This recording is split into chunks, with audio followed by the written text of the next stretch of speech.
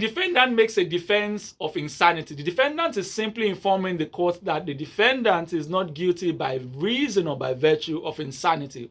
Well, there are several definitions for insanity, but insanity simply implies a mental disorder that affects the mind of an individual so much so that the person is incapacitated and then exculpates him or absolves the defendant from any civil or criminal liability. And this has been held in so many cases that have been decided by the courts. By the way, you can also check section 51 of the Penal Code and section 28 of the Criminal Code, which might give some response or answers to this.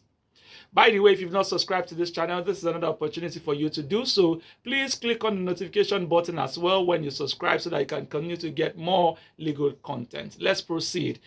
Well, usually if the court agrees that the defendant was insane at the time of the conviction, at the time of the commission of the crime, the court would usually rule that the defendant is not guilty by reason of insanity and then be made to go to a psychiatric home for medical treatment at the pleasure of the governor.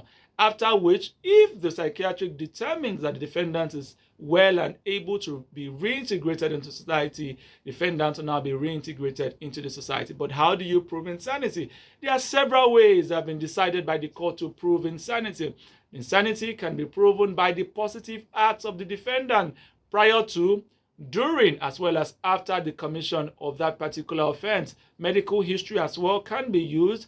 The medical examination of a physician or a doctor or a psychiatrist can be used in determining that this person was insane. There are also the other ways that can be, several other ways that can be used to prove insanity. However, what is relevant is the action prior to, during, and after the commission of the offense.